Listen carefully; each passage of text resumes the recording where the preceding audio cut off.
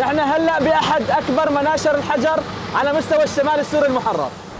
قلبي يرف محلقا ويجوب في هذه السماء يحكي شعورا. السلام عليكم يا جماعة، أنا هلأ بأحد أكبر مناشر الحجر على مستوى الشمال السوري المحرر يلي هي شركة الأهرام. خليكم معنا حتى نتعرف على هي الشركة. يجوب في هذه السماء يحكي شعورا عارما وصل الشعور الأنجما وحكى لهم عن فرحتي. شركة الأهرام للحجر وديكورات الحجر الطبيعي السوري هي شركة تأسست بعام 1995 بمنطقة خان السبل، وهي شركة مختصة بشحن وتصدير جميع أنواع الحجر وديكورات الحجر بجميع أنحاء العالم، تحديداً دول الخليج. أبكما حتى الحديث يقوله مترددا متلعثما. طبعاً يا جماعة الحجر هون بمر بعدة مراحل. أول مرحلة المشرحة، وآخر مرحلة جلاي. حتى نتعرف على هاي المراحل خليكم معنا. الذي ما قلته ليت الفؤاد تكلما وجه من الفرح الذي غطاه حتى أبكما حتى الحديث يقوله مترددا متلعثما.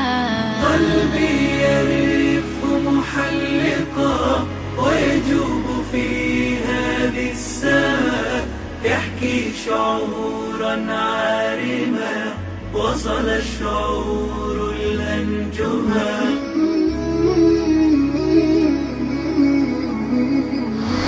طبعا شركة الأهرام موفرة فرص عديدة للشباب، تمتلك أكثر من 30 عامل في أرجاء الشركة.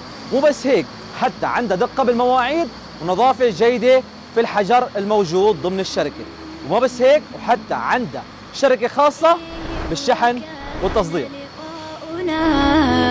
خطفا سريعا مفعما بالحب فيضا دافئا مسترسلا بعد الظما. بالأمس كان لقاؤنا والسعد فيه ترنما. يا صحبتي لقياكم عهد نقي أحكما. وحكى لهم. طبعا يا جماعة رح زيدكم بالشعر بيت انه شركة الأهرام بتتابع بضاعتها وبتشيك عليها بمنطقة المعبر لحتى يتم بعدها تصديرها لدول الخليج وباقي دول العالم.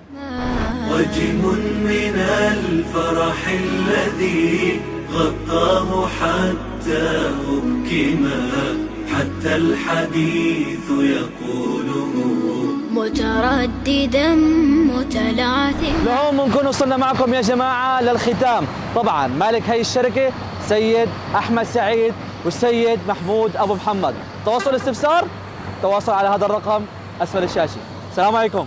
وصل الشعور الأنجما وحكى لهم عن فرحتي متألقا متبسما.